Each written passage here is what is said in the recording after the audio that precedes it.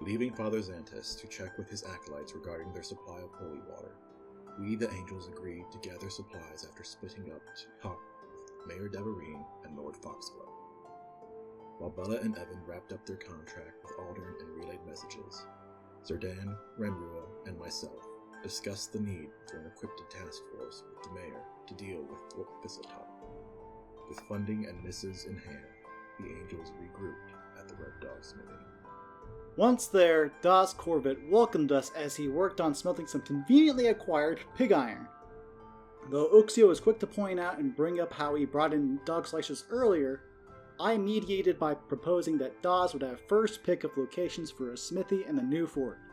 Greatly appreciative of the deal, Dawes was willing to provide conscript equipment free of charge and even make a magic rapier for me. Though I tried asking if I could pay additional gold to have the magic weapon be made with cold iron, Dawes was in a hurry to fill the conscription missive and pushed us out after a snide comment from Uxio. Oh, come on, Uxio, it's common sense not to hassle the merchant while haggling. God. Still left with a masterwork weapon missive for 5 weapons and what we saved from Dawes' deal, we quickly moved over to Sava's armory. Walking into the store, we quickly found a new butchering axe, an old spiked chain, Sujo's old composite longbow, and a gladiator's gladius and shield. From there, we were keen to get alchemical weapons and potions from the Pillbug's pantry. However, it seemed that the shopkeeper, Alvar Pillbug Potiger, is having problems with the local Scarny and would be keen on offering a deal if they're stopped.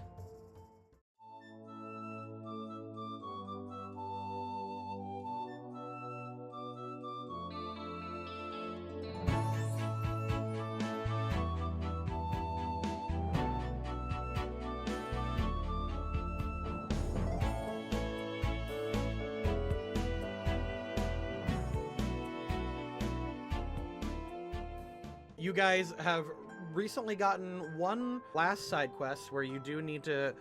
Well, you don't need to do this, but the potion shop owner has offered to give you 2 technically grenades if you can get the Scarnies to leave his shop alone. Mm-hmm. And given that we're going to be dealing with hordes, grenades are needed. Yes. It is a set of 3. We have identified 2 of them.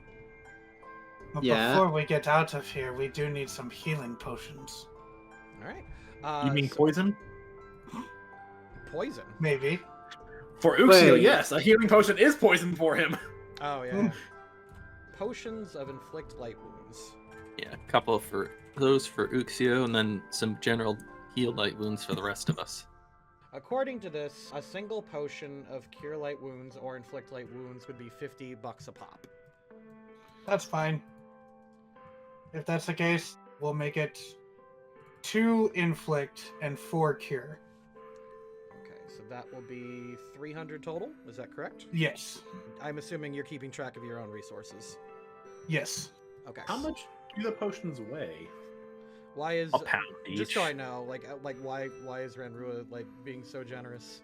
I was planning on spending that much money on some potions in general, and it's just a good idea. Alrighty. You guys buy some potions. Would you like to Yes. purchase anything else? They've got a pretty decent selection here. My biggest issue is my character doesn't really carry a lot of gold. So, do I spend it on one potion of 50 gold, or do I save it for something else? I mean, that's up to you. To be fair, I don't even have that much right now. I guess if no one else has any ideas, that'll do it. Those healing pots. Mm-hmm. Cool. You got some healing pots. So, Ranra will pass the inflict wounds to Uxio because he's the only one that benefits from them. I mean, the only one who benefits directly. Yes.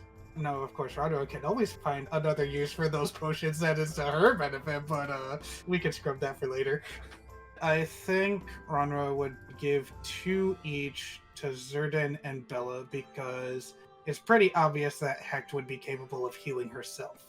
As Ranra is passing these potions, these should be sufficient enough for our raid on the Thistletops.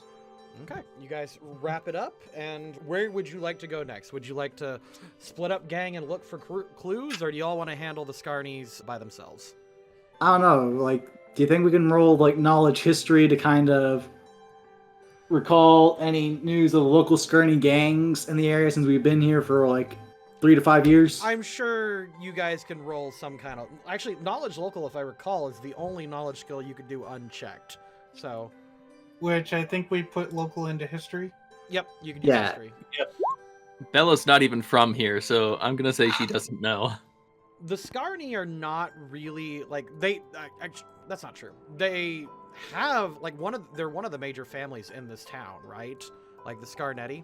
Well, the Scarnetti is one of the founding families, but Scarni, as in gangs, is just a Varisian thing that happens to where some Varisians decide to rob and do crimes on non-Varisians.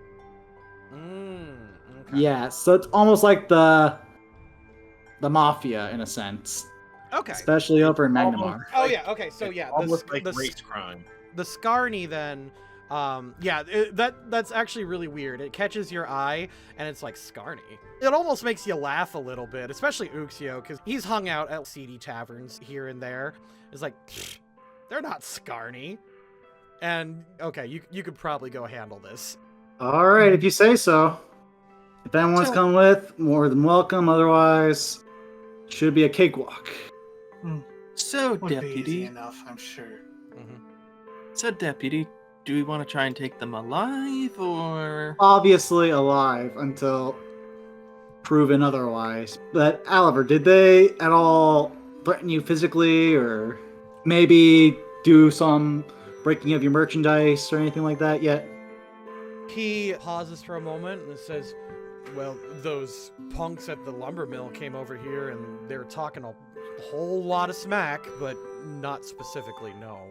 They didn't break anything or directly threaten. They just, like, kind of talked in code, almost. Alright. Any particular catchphrases that they were using a lot, like Bunyip Club, maybe? Bunyip Club? He raises an eyebrow and goes, no?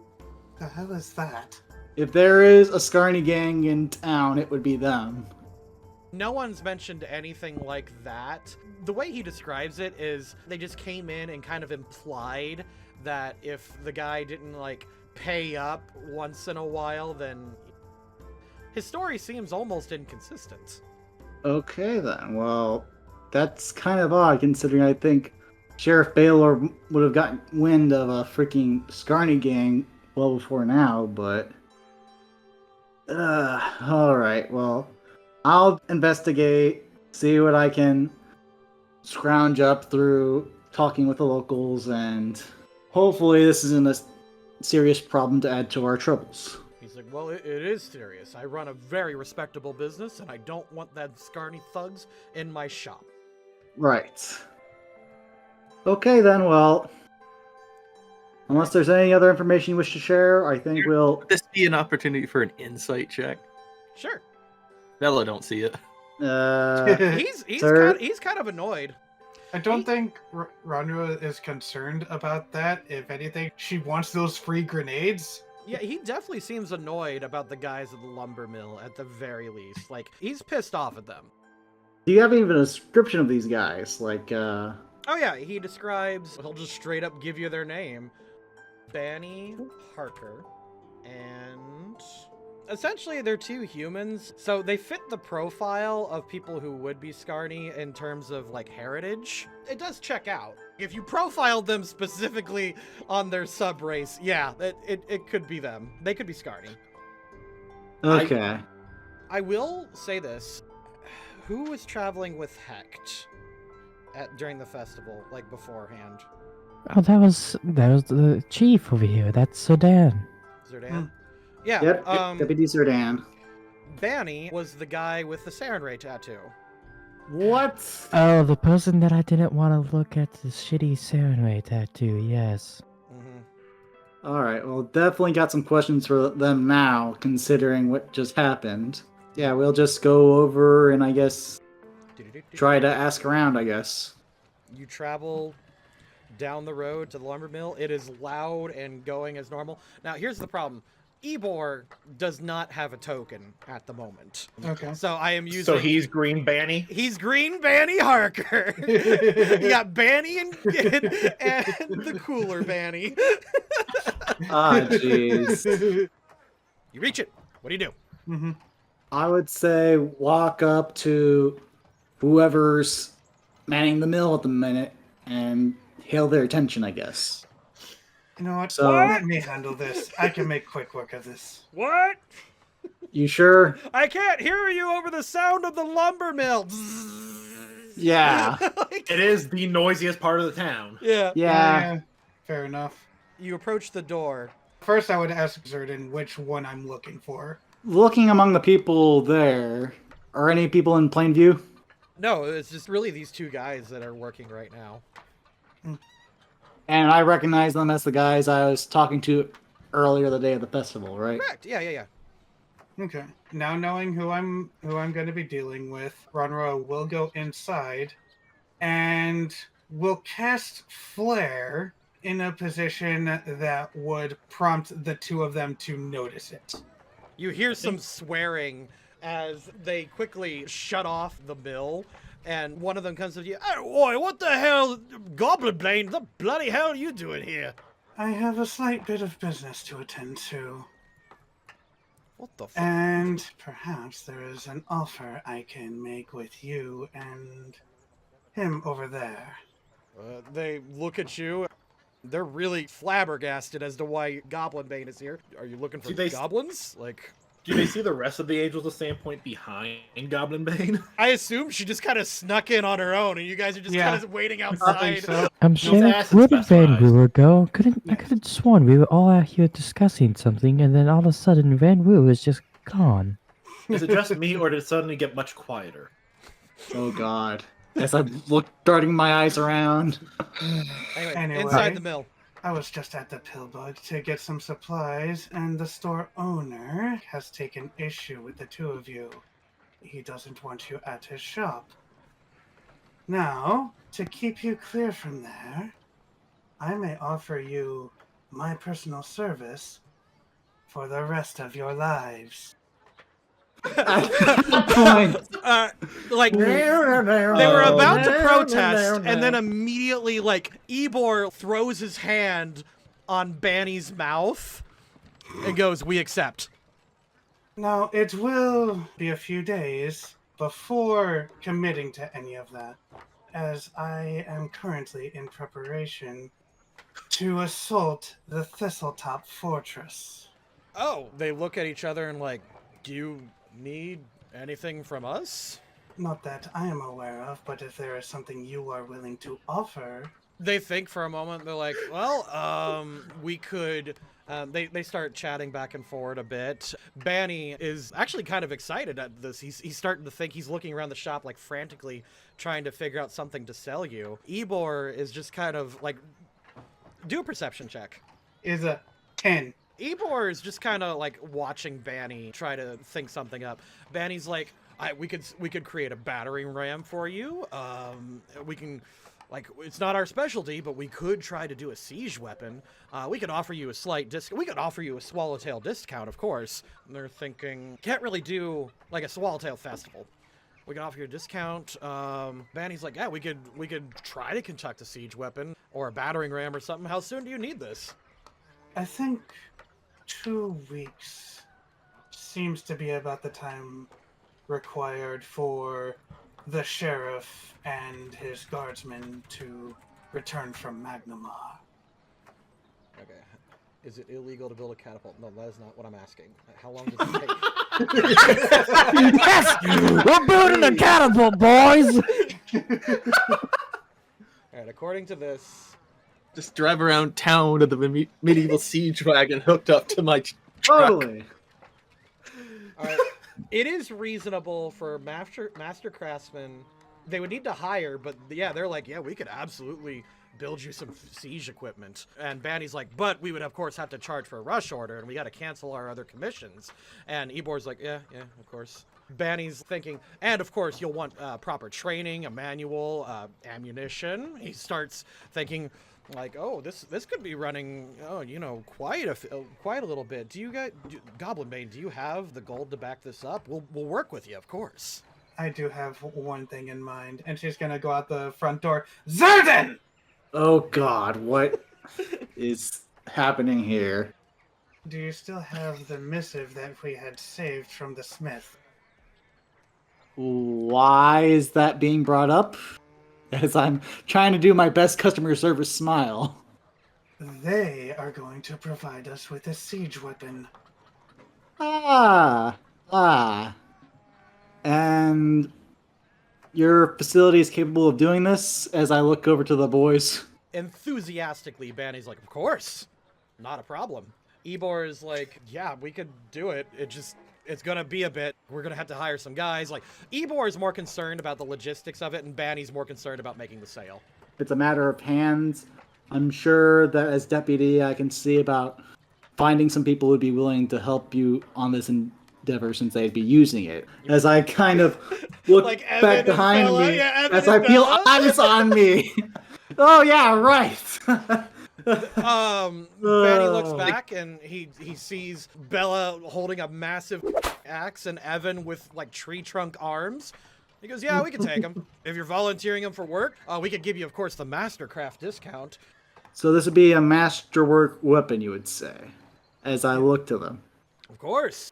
He heads over to his book and he starts flipping through it. Now, we've never actually crafted one for town. And he starts writing, and he hands you a price list. Oh, as I kind of look through here. Now, he can craft a heavy catapult, a light catapult, a ram, or he's got siege tower, and he's got like 3 prices crossed on it. You can see he's not confident in the siege tower. Oh. But well, I don't think we have enough men for that in the first place. Yeah. He can do the catapults probably no problem. Ram, even easier. I think Rodro will simply look to Zerden and say, take your pick between the ram and the catapult. Well, we want to try to take the fort as intact as possible. So, although I could see us having a catapult for range, I don't think we have any trained siege engineers to actually aim the shots accordingly. So I guess a sheltered battering ram scaffold would be a good bet. A sheltered one. Oh, okay, hold on. He makes some adjustments, and he hands you a 1,500 price.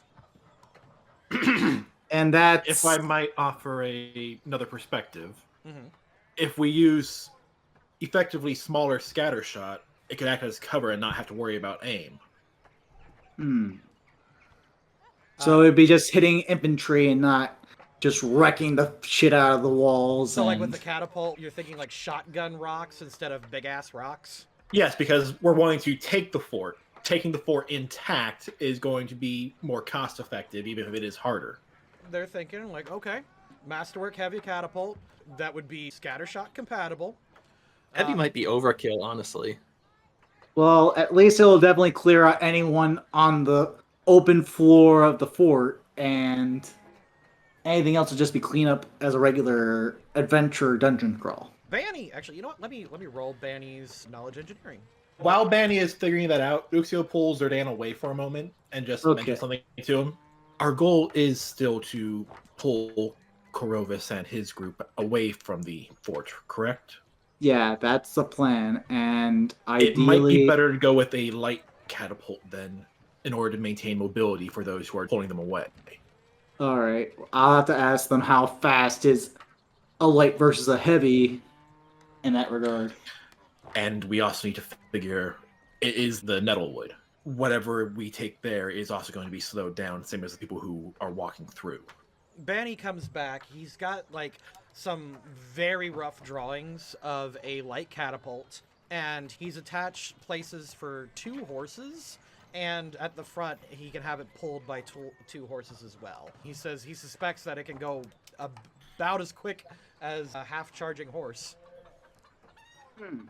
That's pretty fast. And this is like a light horse or a heavy horse, just to be clear.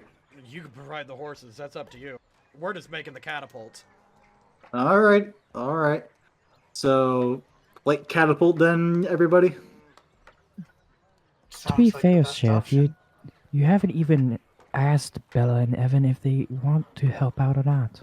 All right, 1 second. As I motion for Bella and Evan here. While they're coming back around, Ronro's gonna shift over to Benny and Ivor, and she'll say, "After we return from the raid on the Thistletop, I will procure some papers for my offer." Ebor looks like a kid on Christmas. Like, Batty's just baffled. And, yeah, they're just like, huh. Okay. No, Benny, don't do it. Remember your Saren Ray teachings. Even if you do a poor job of it, you have a wife and kid. Does he? Does he? I think we did say that during the first session. Oh, shit. Like okay, he was taking the missus and the kid to the temple. Oh. So reverse. Yeah, reverse. Ebor has the Saren Ray tattoo. My bad. Okay, yeah. That's really important. Okay. Yeah. So it's Barty who freaking is gung Actually, ho about this. Well, and- hold on. Let me come back to that. So guys, apparently these two are capable of making some siege equipment for our upcoming attack, and one of the things that we can do to alleviate the price would be to put some people that know how to work wood on the job. I see what you're saying. And I wanted to ask you before we agree to anything on this, but do you think a light catapult would be to our advantage for going to Thistletop? A catapult? You're having them make a catapult. Well, that's one of the options. It could also be a ram so that we can burst through the gate, or... I mean, I think I could probably bust down a gate. It might take a couple of hits, but I could probably do it. Evan's thinking, he's like, listen, like, even if we don't use the catapult to break down a gate or anything like that, just not dealing with zombies and chucking rocks at them from a distance seems like a good idea to me. Alright, well, I guess we'd go with a light catapult then at that rate, since I don't see how, well, the heavy one would go through the Nettlewoods. That sounds fair to everyone. Raise of hands. Sounds about Sure. right to me. Good enough. Banny hands you a price for a specialized masterwork light catapult, complete with horse attachments, and the fact that you guys are providing extra hands for labor. He looks at the missive. Oh, look at that, an even 1,000 gold pieces. Perfect for that missive. So much for saving the budget. Okay. Evan looks at you and goes, listen, if we could save the lives of any unit in town, that sounds like a good idea. Alright, fair enough. I guess we'll go with that, and I don't suppose you guys would know where we would get the ammunition for said catapult. Ooh, Banny's like, Are they not making it?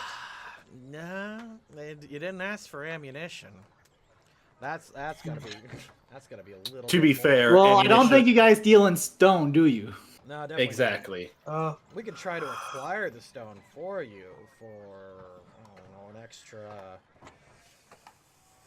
Don't you guys have a gigantic dump that you guys keep dumping things into? Oh shit, that's right.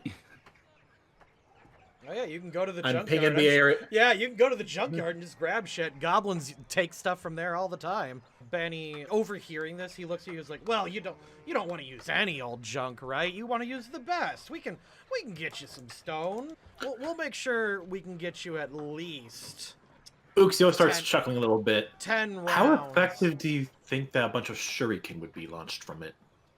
Wait, what? The town has shuriken. How effective would just launching a hail of shuriken be? Yeah, That's a lot of shuriken. Benny's like, it would be ineffective and more expensive than big stone. Listen, we can get you 10 shots, easy. 100 gold pieces. Insight. Would it be more effective? Or is he just trying to do his sales pitch? Banny's trying to squeeze you for every piece of gold he can get from you. He's not, like, upcharging you on ammunition. He just wants the money for the ammunition. But you have a feeling that you've wormed your way out of paying him for ammo by going to the junkyard. All right, well, unless there's anything else you want to get while we're here at the lumber mill, I think we're good here. Thank you, Barty and Ivor, for your assistance, and... My name's Banny. Banny. Well, what? That's... Okay, one second. Let me just scroll up here, because I was looking at the token. Banny, yeah. He looks like, oh, that's the saying my name wrong charge. That'll be an extra 10 gold pieces. Oh my... Comedian, this guy. Look at him over here. Okay, well, Bella... He just adds another 0 to the price. Yeah. Well, pleasure doing business with you. He reaches a hand out and clasps, like, to whoever is managing this. I'll hand you over. I guess Goblin Bane. Yeah, Goblin Bane's kind of the one leading this. Yeah, she's basically the one who started the deal, so she will proceed the handshake. Ebor comes up and shakes your hand vigorously. So that makes Runra 3 for 3 on super sales. You guys start heading back, and Banny comes up and politely like pokes Ranrua as you're like slithering away. What? You're about discretion, right? Yes. Okay, so I've got a girlfriend, and she's a big fan of yours. Raises an eyebrow. Her birthday's coming up. What do you think? You expect me to make an appearance? He nods. He says, all right, not a word of this to anyone else, all right? What will you... Let's see. What can you take off of the price for the ammunition for the catapult? He rolls his eyes and just says, I can lend you my cart so that you can go get junk on your own. How about that? That will suffice. Listen, Pathfinder is a progressive game, and girlfriends can, like, be into that, okay?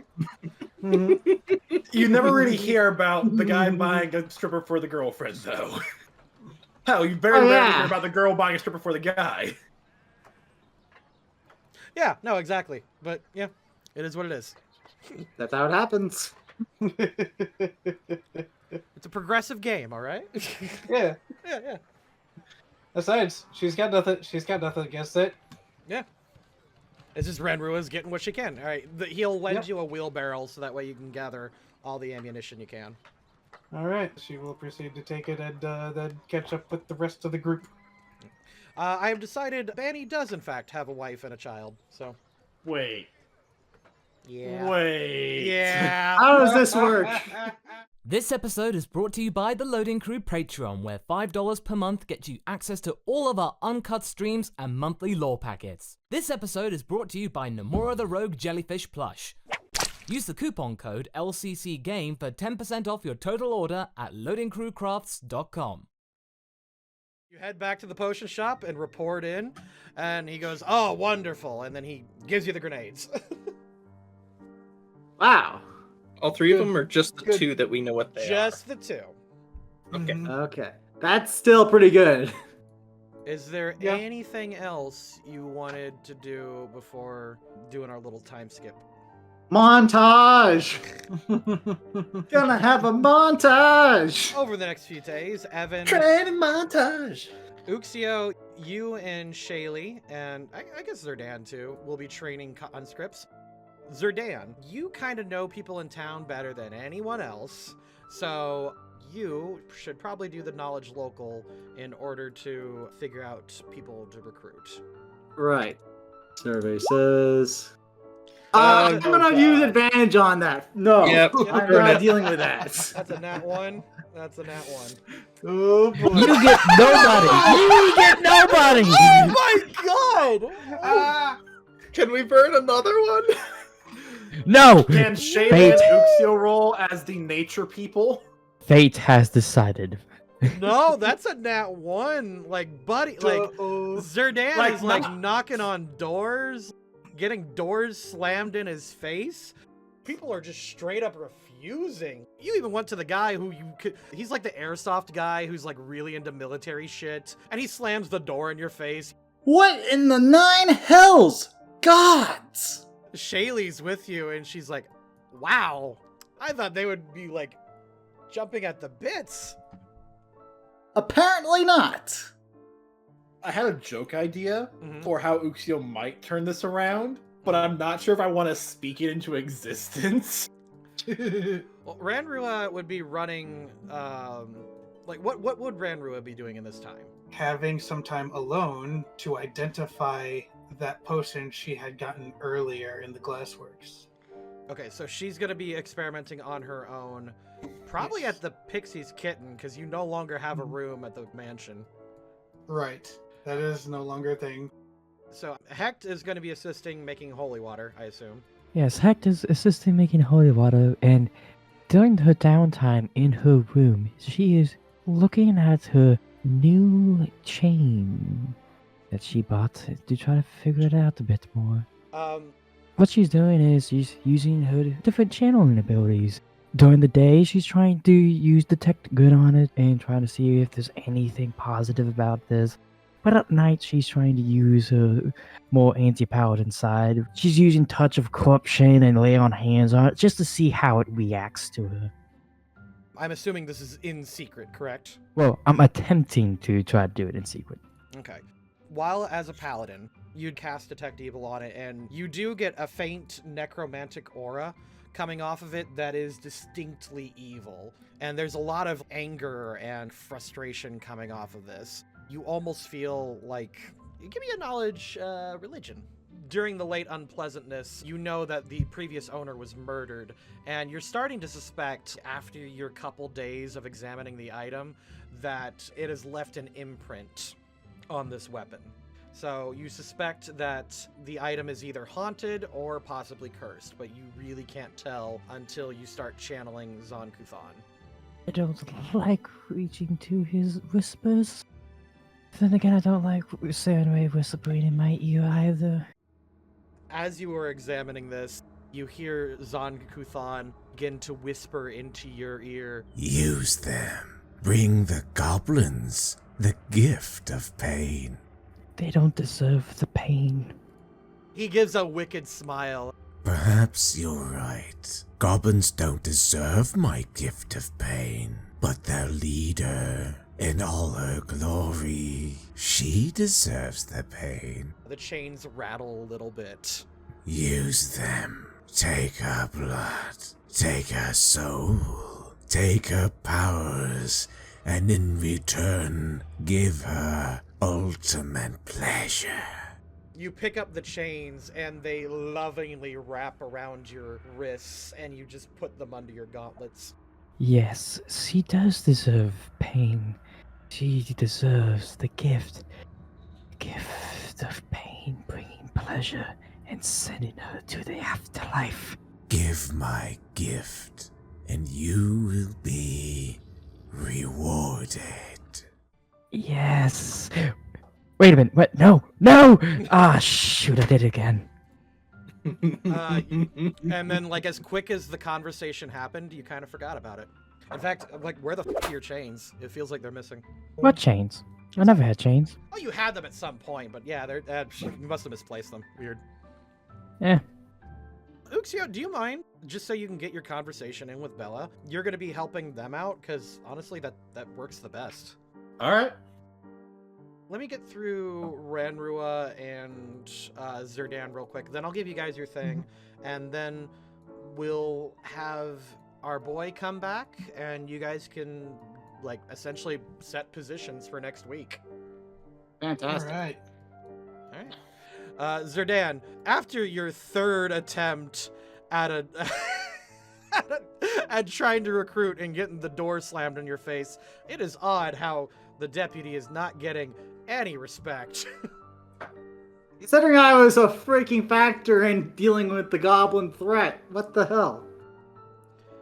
She's like, well, share with me your pitch. What were you doing? Like, how are you trying to get them in?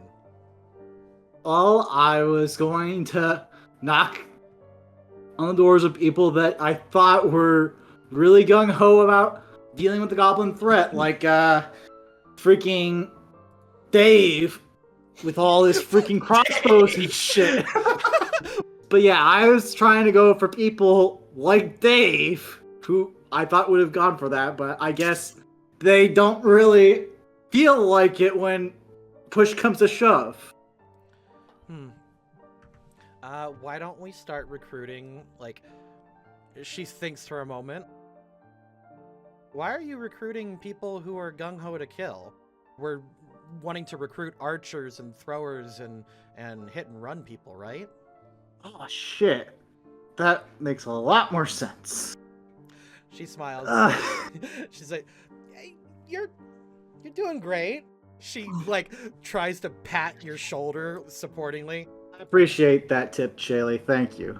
I guess if that's what we want to try to go for, then I guess we'd probably go see where the local Lodge of Deadeye is. Oh yeah, the Aristil people. They're very friendly. Yeah. Okay. Mhm. Right. Isn't that just part of the temple? Yeah, sure. They probably have, like, congregations on, like, a certain day. You start recruiting at the temple on one of those days. Give me a linguistics check. Ooh, okay.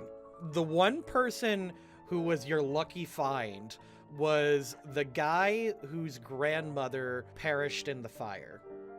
A guy comes out, his name is Smokey, and you start like, sir, would you like to join the watch in raiding the Thistletop and getting rid of the Goblin Menace forever? And this guy responds, I was just thinking, is he a bear body type? and yeah, he definitely wants to do it. He's like really gung-ho about it. Well, that is very good. Do you happen to know any friends that would be willing to join you on this endeavor? He stands up, really tall guy, and he looks around. He motions with his big. He's got a right to bear arms, you could say, and, and he motions over to some friends, and they're like, "Smokey," and he explains to them, "You're right. We should avenge your grandmother. You know what? Old Deadeye, Aristil would appreciate it." And lo and behold, you recruited a whole bunch of Aristil Rangers. Nice. Fantastic! There's a win for Zerden. Oh my freaking god! I would have thought I had something earlier, but no. Shaylee looks at you and goes, "There's something weird about Smokey." Perception, maybe? Yeah. Apparently, I'm good enough on that for some reason. Would you say the name of his group is Bear Force 1?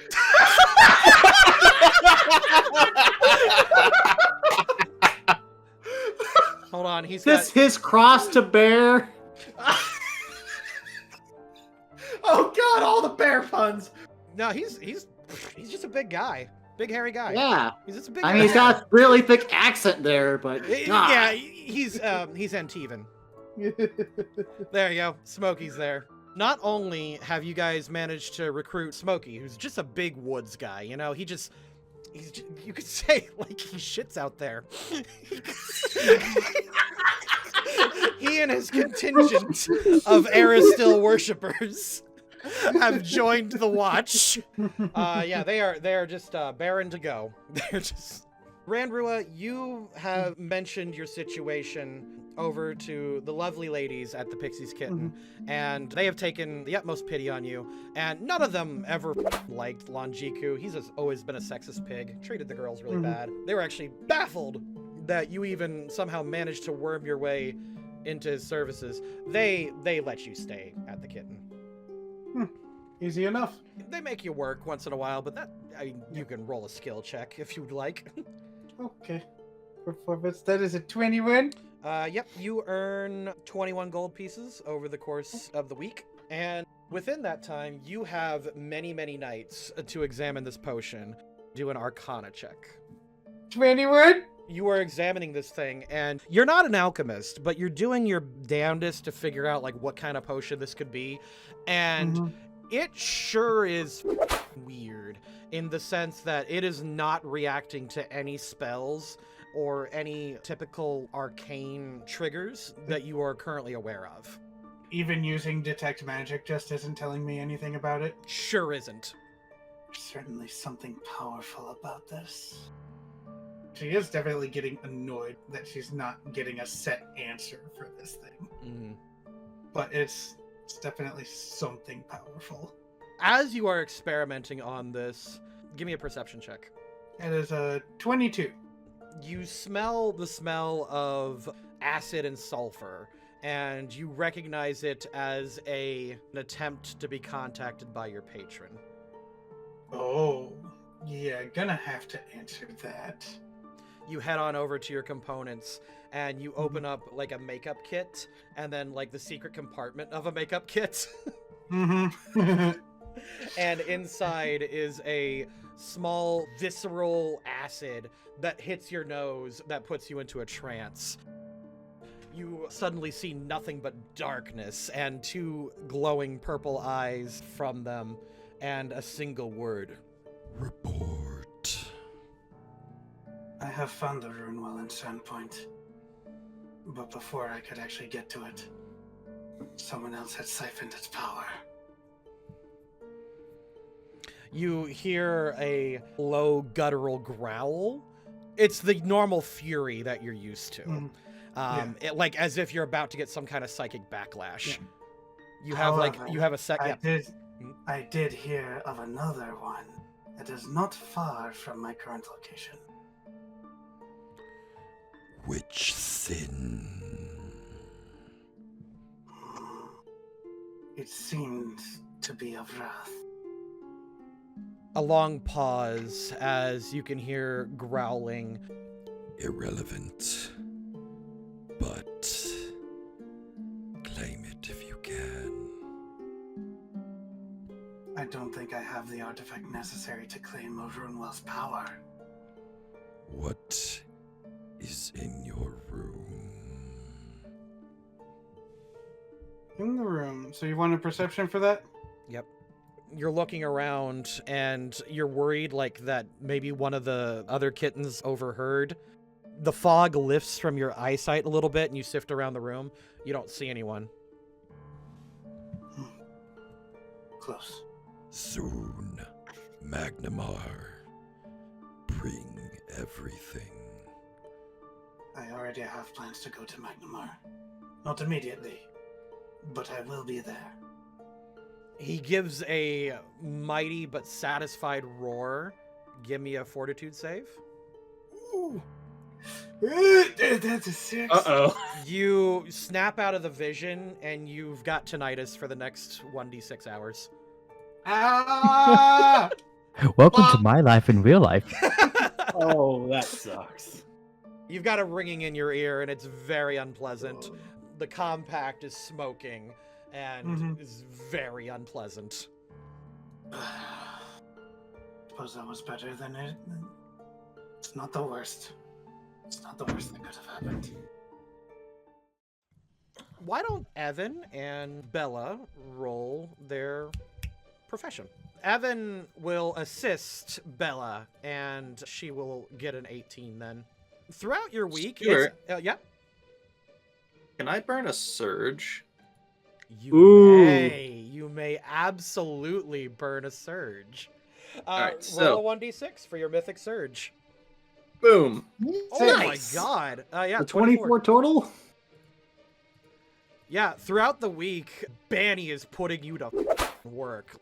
You're actually fairly impressed that this guy really knows his shit when it comes to lumber, woodcraft. He seemed like he was full of shit earlier, but actually the dude's like straight up legit. He's a good businessman. And as people are coming in, he's like making deals left and right.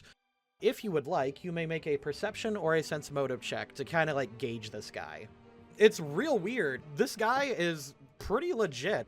If anything, once in a while, he kind of does what any businessman does. He will get away with charging a little bit more for some people. He'll give discounts to people who probably, you know, didn't deserve it, but he's there to make the sale, and he's there to make the business go. Ebor really respects this guy, and Banny, amazingly enough, he's like one of the first guys in town and one of the first guys in this profession that is just absolutely not judging you for your gender. I think Bella enjoys working here. He gives you pats on the back. He even pays for everyone's dinner. But otherwise, in terms of this Scarny nonsense that was spoken of earlier, yeah, you're not quite sure what that's about. Because even though you don't really have a good knowledge local, whenever Uxio comes in and like you guys have like a group meeting and discuss things, it doesn't come up. There's no hint of any kind of Scarny like dealings. And the one thing you did catch though is on that natural 20, one night as things were closing up, a pretty young thing walks into the building, and Ebor is trying to like move you guys out and get you guys out of here as Banny and this woman essentially go to like make out and do lewd things in another corner of the shop. I see. Ebor seems to be trying to cover for him, and Banny is most definitely having an affair. Now, that nat 20, you also know who that is. It is a young woman, and that young woman is the daughter of the Pillbug shopkeep. Oh. Wow. I see. So that's what's going on here. So, as things come back, and again, you can choose what you want to do with this information. I think Bella is going to keep this under wraps at least until everything is done with Thistletop. And in that time, otherwise, it's been a very pleasant week. By the end of it, Banny hands you, Uxio, and Evan a sack of 50 gold pieces each.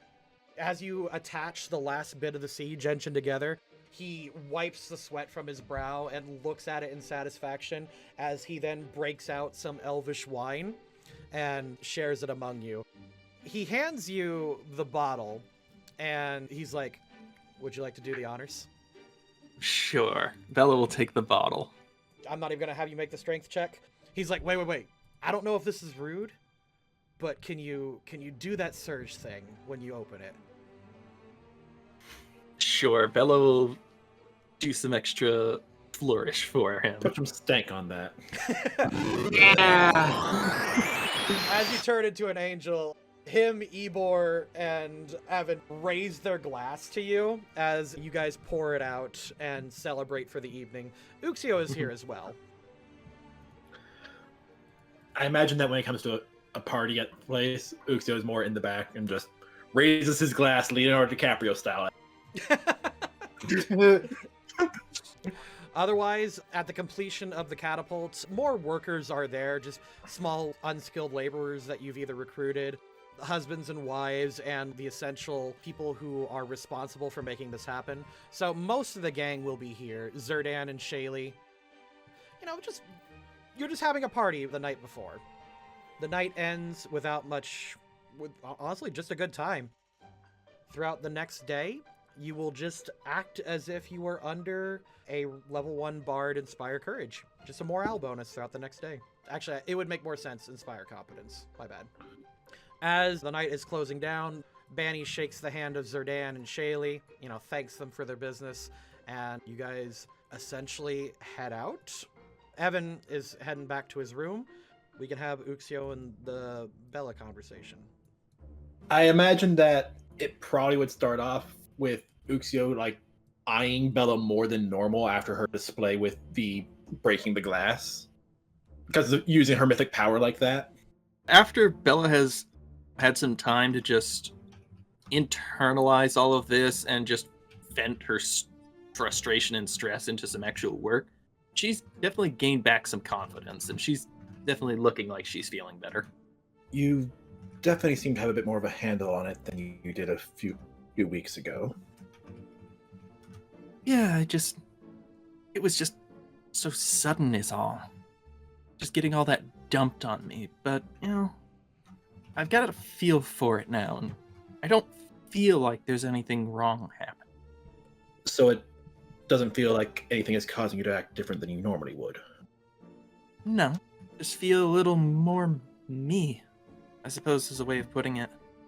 At the phrase "a little more me," Uxio actually flinches a little bit, and as in exactly as you were before, or like it's driving you to be more of what you have been.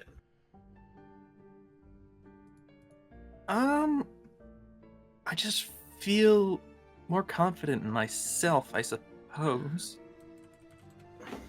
I'm sorry for bugging you with the questions. It's just, you remember when Father Xantus, when he did the examination and everyone started saying, oh, if you shared the power, it should be with the others, and then by some weird process of elimination, it went down to just me. Yeah. You certainly seem capable. It's been on my mind since then, but with you, the blood line that it enhances is objectively of a good nature. If Ranrua were to receive the power, it would probably enhance her sorceress magic from her draconic heritage, right? So Probably. What would that mean for someone? And he just lifts up his own lip, show off the fang, because like doesn't want to say it out loud, as if that's somehow going to change what it is.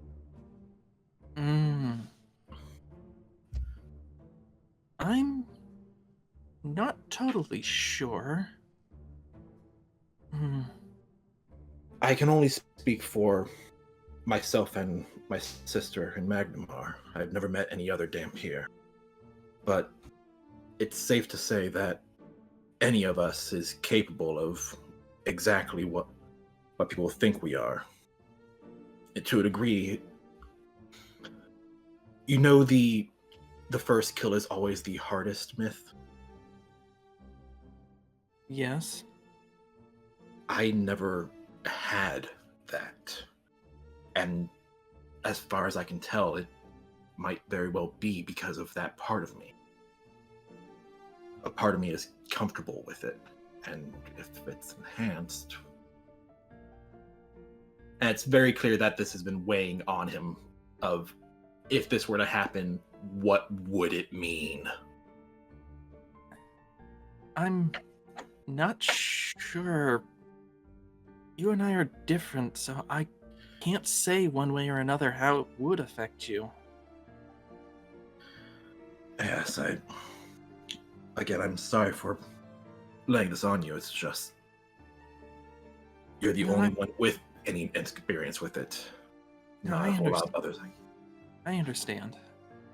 You don't have to take the power, you know. I'm not sure if I'll ever take more of it, or even if we'll ever give it to anyone else. If you're not comfortable, I won't force it on you. And who knows? There's still a lot we don't know about it.